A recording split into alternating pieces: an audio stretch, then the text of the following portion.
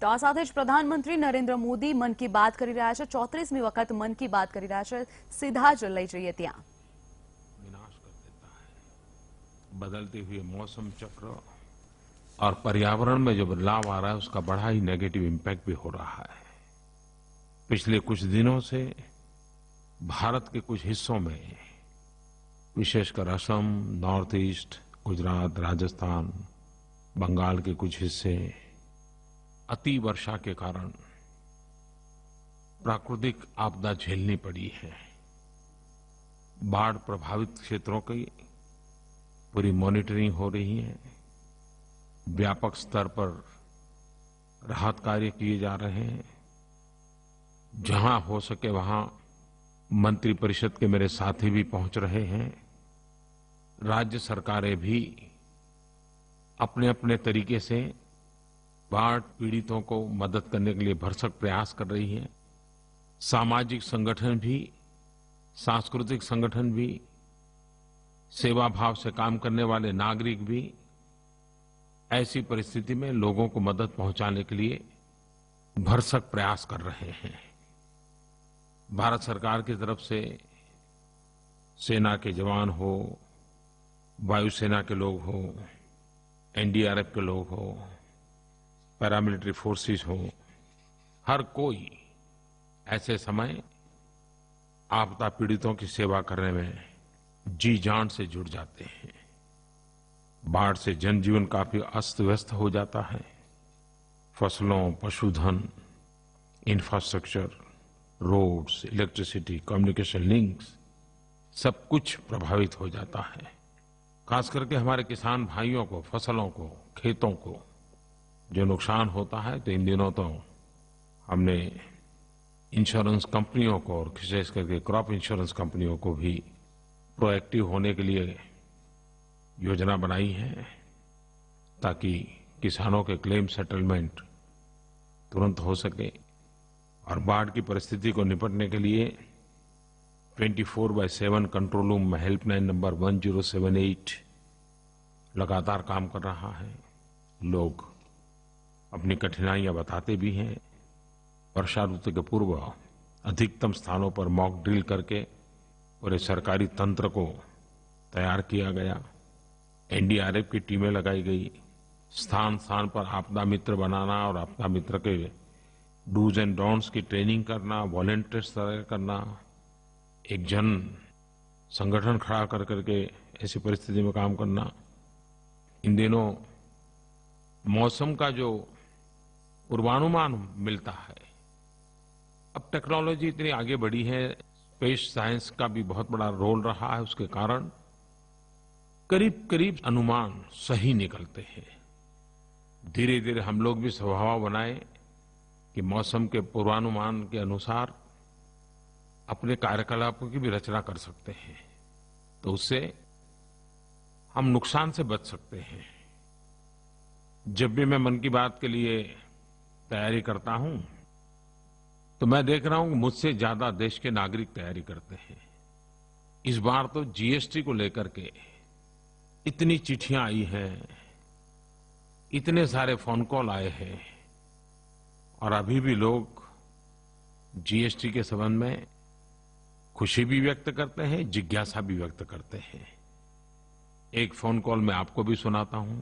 नमस्कार प्रधानमंत्री जी, मैं गुड़गांव से नीतू गर्ग बोल रही हूँ। मैंने आपके चार्टर्ड अकाउंटेंट्स डे की स्पीच सुनी और बहुत प्रभावित हुई। इसी तरह हमारे देश में पिछले महीने आज ही की तारीख पर goods and services tax GST की शुरुआत हुई। क्या आप बता सकते हैं कि जैसा सरकार ने एक्सपेक्ट किया था वैसे ही रिजल्ट 1 महीने बाद आ रहे हैं या नहीं? मैं इसके बारे में आपके विचार सुनना चाहूंगी। धन्यवाद। जीएसटी के लागू हुए करीब 1 महीना हुआ है और उसके फायदे दिखने लगे हैं और मुझे बहुत संतोष होता है, खुशी होती है जब कोई गरीब मुझे चिट्ठी लिख करके कहता है कि जीएसटी के कारण एक गरीब की जरूरत की चीजों में कैसे दाम कम हुए हैं, चीजें कैसे सस्ती हुई हैं। अगर नॉर्थ ईस्ट दूर सुदूर पहाड़ों में, जंगलों में रहने वाला कोई व्यक्ति चिट्ठी लिखता है कि शुरू में डर लगता था कि पता नहीं क्या है, लेकिन अब जब मैं उसमें सीखने समझने लगा तो मुझे लगता है पहले से ज्यादा आसान हो गया काम, व्यापार और आसान हो गया। और सबसे बड़ी बात है, ग्राहकों का व्यापारी के प्रति भरोसा बढ़ने लगा है। अभी मैं देख रहा था कि ट्रांसपोर्ट एंड लॉजिस्टिक्स सेक्टर पर कैसे जीएसटी का इम्पैक्ट पड़ा, कैसे अब ट्रकों की आवाजाही बढ़ी है, दूरी तय करने में समय कैसे कम हो रहा है, हाईवेज क्लटर फ्री हुए हैं, ट्रकों की गति बढ़ने के कारण पॉल्यूशन भी कम हुआ है, सामान भी बहुत जल्दी से पहुंच रहा है। ये सुविधा तो है ही, लेकिन साथ साथ आर्थिक गति को भी इससे बल मिलता है। पहले अलग अलग टैक्स स्ट्रक्चर होने के कारण ट्रांसपोर्ट एंड लॉजिस्टिक्स सेक्टर का अधिकतम रिसोर्सेज पेपर वर्क मेंटेन करने में लगता था और उसको हर स्टेट के अंदर अपने नए नए वेयरहाउस बनाने पड़ते थे। जीएसटी, जिसे मैं गुड एंड सिंपल टैक्स कहता हूं, सचमुच में उसने हमारे अर्थव्यवस्था पर एक बहुत ही सकारात्मक प्रभाव और बहुत ही कम समय में उत्पन्न किया है। जिस तेजी से स्मूथ ट्रांजिशन हुआ है, जिस तेजी से माइग्रेशन हुआ है, नए रजिस्ट्रेशन हुए हैं, इसने पूरे देश में एक नया विश्वास पैदा किया है। और कभी न कभी अर्थव्यवस्था के पंडित, मैनेजमेंट के पंडित, टेक्नोलॉजी के पंडित भारत के जीएसटी के प्रयोग को विश्व के सामने एक मॉडल के रूप में रिसर्च करके जरूर लिखेंगे। दुनिया की कई यूनिवर्सिटियों के लिए एक केस स्टडी बनेगा, क्योंकि इतने बड़े स्केल पर इतना बड़ा चेंज और इतने करोड़ों लोगों के इन्वॉल्वमेंट के साथ इतने बड़े विशाल देश में उसको लागू करना और सफलतापूर्वक आगे बढ़ना, ये अपने आप में सफलता की एक बहुत बड़ी ऊंचाई है। विश्व जरूर इस पर अध्ययन करेगा। और जीएसटी लागू किया है, सभी राज्यों की उसमें भागीदारी है, सभी राज्यों की जिम्मेवारी भी है। सारे निर्णय राज्यों ने और केंद्र ने मिलकर के सर्वसम्मति से किए हैं और उसी का परिणाम है कि हर सरकार की एक ही प्राथमिकता रही कि जीएसटी के कारण गरीब की थाली पर कोई बोझ न पड़े। और जीएसटी ऐप पर आप भली भांति जान सकते हैं कि जीएसटी के पहले जिस चीज का जितना दाम था तो नई परिस्थिति में कितना दाम होगा, वो सारा आपके मोबाइल फोन पर अवेलेबल है। वन नेशन वन टैक्स, कितना बड़ा सपना पूरा हुआ। जीएसटी के मसले को मैंने देखा है कि जिस प्रकार से तहसील से लेकर के भारत सरकार तक बैठे हुए सरकार के अधिकारियों ने जो परिश्रम किया है, जिस समर्पण भाव से काम किया है, एक प्रकार से जो फ्रेंडली एनवायरनमेंट बना सरकार और व्यापारियों के बीच, सरकार और ग्राहकों के बीच, उसने विश्वास को बढ़ाने में बहुत बड़ी भूमिका अदा की है। मैं इस कार्य से लगे हुए सभी मंत्रालयों को, सभी विभागों को, केंद्र और राज्य सरकार के सभी मुलाजिमों को हृदय से बहुत बहुत बधाई देता हूं। जीएसटी भारत की सामूहिक शक्ति की सफलता का एक उत्तम उदाहरण है। यह एक ऐतिहासिक उपलब्धि है और यह सिर्फ टैक्स रिफॉर्म नहीं है, एक नई ईमानदारी की संस्कृति को बल प्रदान करने वाली अर्थव्यवस्था है। एक प्रकार से एक सामाजिक सुधार का भी अभियान है। मैं फिर एक बार सरलतापूर्वक इतने बड़े प्रयास को सफल बनाने के लिए कोटि कोटि देशवासियों को कोटि कोटि वंदन करता हूं। मेरे प्यारे देशवासियों, अगस्त महीना क्रांति का महीना होता है। सहज रूप से ये बात हम बचपन से सुनते आए हैं और उसका कारण है 1 अगस्त 1920 असहयोग आंदोलन प्रारंभ हुआ। 9 अगस्त 1942 भारत छोड़ो आंदोलन प्रारंभ हुआ, जिसे अगस्त क्रांति के रूप में जाना जाता है। और 15 अगस्त 1947 देश आजाद हुआ। एक प्रकार से अगस्त महीने में अनेक घटनाएं आजादी की तवारीख के साथ विशेष रूप से जुड़ी हुई है। इस वर्ष हम भारत छोड़ो क्विट इंडिया मूवमेंट इस आंदोलन की 75वीं वर्षगांठ मनाने जा रहे हैं। लेकिन बहुत कम लोग इस बात को जानते हैं कि भारत छोड़ो यह नारा डॉक्टर यूसुफ मेहर अली ने दिया था। हमारी नई पीढ़ी को जानना चाहिए कि 9 अगस्त 1942 को क्या हुआ था। 1857 से 1942 तक जो आजादी की ललक के साथ देशवासी जुड़ते रहे, जूझते रहे, झेलते रहे, इतिहास के पन्ने भव्य भारत के निर्माण के लिए हमारी प्रेरणा है। हमारे आजादी के वीरों ने त्याग, तपस्या, बलिदान दिए हैं। उससे बड़ी प्रेरणा क्या हो सकती है। भारत छोड़ो आंदोलन भारतीय स्वतंत्रता आंदोलन का एक महत्वपूर्ण संघर्ष था।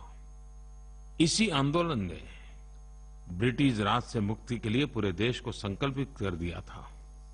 ये वो समय था जब अंग्रेजी सत्ता के विरोध में भारतीय जनमानस हिंदुस्तान के हर कोने में, गांव हो, शहर हो, पढ़े हो, अनपढ़ हो, गरीब हो, अमीर हो, हर कोई कंधे से कंधा मिला करके भारत छोड़ो आंदोलन का हिस्सा बन गया था। जन आक्रोश अपनी चरम सीमा पर था। महात्मा गांधी के आह्वान पर लाखों भारतवासी करो या मरो के मंत्र के साथ अपने जीवन को संघर्ष में झोंक रहे थे। देश के लाखों नौजवानों ने अपनी पढ़ाई छोड़ दी थी, किताबें छोड़ दी थी। आजादी का ब्यूगल बजा, वो चल पड़े थे। 9 अगस्त भारत छोड़ो आंदोलन महात्मा गांधी ने आह्वान तो किया, लेकिन सारे बड़े नेता अंग्रेज सल्तनत ने जेल में हर किसी को डाल दिया। और वो कालखंड था कि देश में सेकंड जनरेशन की लीडरशिप ने, डॉक्टर लोहिया, जयप्रकाश नारायण जैसे महापुरुषों ने अग्रिम भूमिका निभाई थी। असहयोग आंदोलन और भारत छोड़ो आंदोलन 1920 और 1942 महात्मा गांधी के 2 अलग अलग रूप दिखाई देते हैं। असहयोग आंदोलन के रूप रंग अलग थे और 42 की वो स्थिति आई, तीव्रता इतनी बढ़ गई कि महात्मा गांधी जैसे महापुरुष ने करो या मरो का मंत्र दे दिया। इस सारी सफलता के पीछे जन समर्थन था, जन सामर्थ्य था, जन संकल्प था, जन संघर्ष था। पूरा देश एक होकर के लड़ रहा था।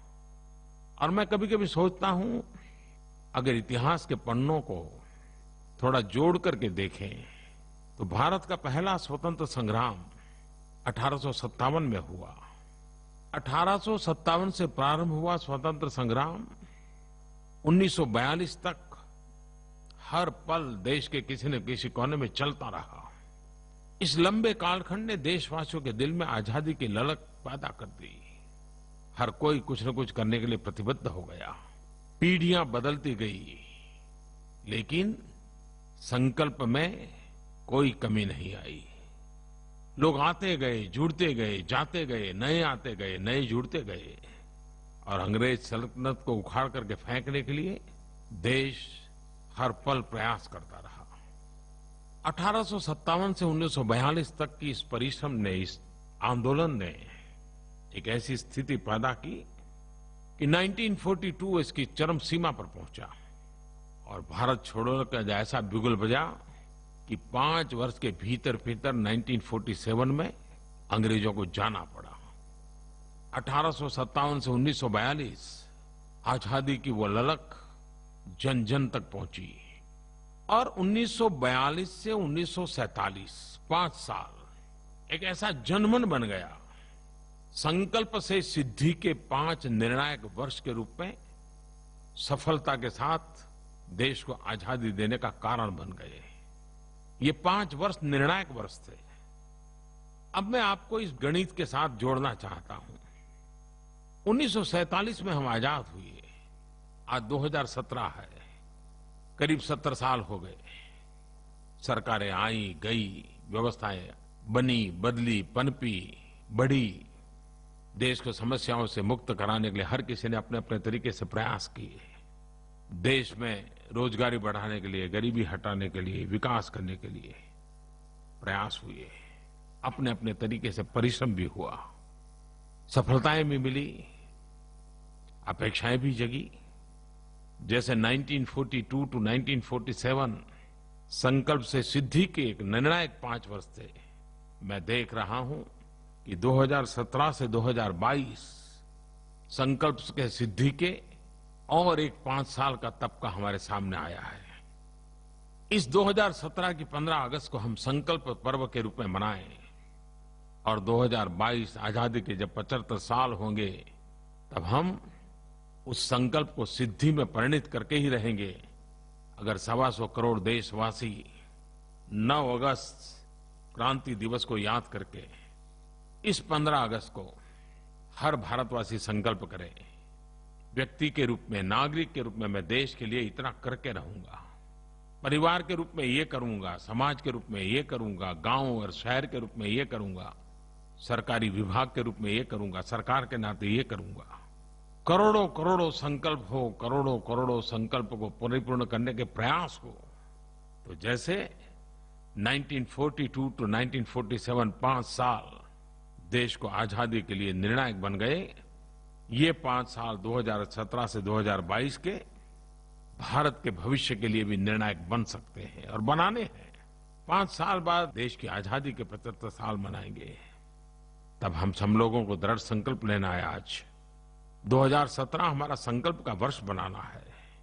यही अगस्त मास संकल्प के साथ हमें जुड़ना है और हमें संकल्प करना है, गंदगी भारत छोड़ो, गरीबी भारत छोड़ो, भ्रष्टाचार भारत छोड़ो, आतंकवाद भारत छोड़ो, जातिवाद भारत छोड़ो, संप्रदायवाद भारत छोड़ो। आज आवश्यकता करेंगे या मरेंगे कि नहीं, बल्कि नए भारत के संकल्प के साथ जुड़ने की है, जुटने की है, जी जान से सफलता पाने के लिए पुरुषार्थ करने की है। संकल्प को लेकर के जीना है, जूझना है। आइए इस अगस्त महीने में 9 अगस्त से संकल्प से सिद्धि का एक महाअभियान चलाएं। प्रत्येक भारतवासी, सामाजिक संस्थाएं, स्थानीय निकाय की इकाइयां, स्कूल, कॉलेज, अलग अलग संगठन, हर एक न्यू इंडिया के लिए कुछ न कुछ संकल्प ले। एक ऐसा संकल्प जिसे अगले 5 वर्षों में हम सिद्ध करके दिखाएंगे। युवा संगठन, छात्र संगठन, एनजीओ आदि सामूहिक चर्चा का आयोजन कर सकते हैं, नए नए आइडिया उजागर कर सकते हैं। एक राष्ट्र के रूप में हमें कहां पहुंचना है, एक व्यक्ति के नाते उसमें मेरा क्या योगदान हो सकता है। आइए इस संकल्प के पर्व पर हम जुड़े। मैं आज विशेष रूप से ऑनलाइन वर्ल्ड, क्योंकि हम कहीं हो या ना हो लेकिन ऑनलाइन तो जरूर होते हैं, जो ऑनलाइन वाली दुनिया है, और खास करके मेरे युवा साथियों को, मेरे युवा मित्रों को आमंत्रित करता हूं कि नए भारत के निर्माण में वे इनोवेटिव तरीके से योगदान के लिए आगे आए। टेक्नोलॉजी का उपयोग करते हैं, वीडियो, पोस्ट, ब्लॉग, आलेख, नए नए आइडिया, वो सभी बातें लेकर के आए। इस मुहिम को एक जन आंदोलन में परिवर्तित करें। नरेंद्र मोदी ऐप पर भी युवा मित्रों के लिए क्विट इंडिया क्विज लॉन्च किया जाएगा। यह क्विज युवाओं को देश के गौरवशाली इतिहास से जोड़ने और स्वतंत्रता संग्राम के नायकों से परिचित कराने का एक प्रयास है। मैं मान रहा हूं कि आप जरूर इसका व्यापक प्रचार करें, प्रसार करें। मेरे प्यारे देशवासियों, 15 अगस्त देश के प्रधान सेवक के रूप में मुझे लाल किले से देश के साथ संवाद करने का अवसर मिलता है। मैं तो एक निमित्त मात्र हूं, वहां वो एक व्यक्ति नहीं बोलता है। लाल किले से 125 करोड़ देशवासियों की आवाज गूंजती है। उनके सपनों को शब्दबद्ध करने की कोशिश होती है और मुझे खुशी है कि पिछले 3 साल से लगातार 15 अगस्त निमित्त देश के हर कोने से मुझे सुझाव मिलते हैं कि मुझे 15 अगस्त में क्या कहना चाहिए, किन मुद्दों को लेना चाहिए। इस बार भी मैं आपको निमंत्रित करता हूं, माईगोव पर या तो नरेंद्र मोदी ऐप पर आप अपने विचार मुझे जरूर भेजिए। मैं स्वयं इसे पढ़ता हूं और 15 अगस्त को जितना भी समय मेरे पास है उसमें इसको प्रकट करने का प्रयास करूंगा। पिछले 3 बार के मुझे मेरे 15 अगस्त के भाषणों में एक शिकायत लगातार सुनने को मिली है कि मेरा भाषण थोड़ा लंबा हो जाता है। इस बार मैंने मन में कल्पना तो की है कि मैं इसे छोटा करूं, ज्यादा से ज्यादा 40, 45, 50 मिनट में पूरा करूं। मैंने ही मेरे लिए नियम बनाने की कोशिश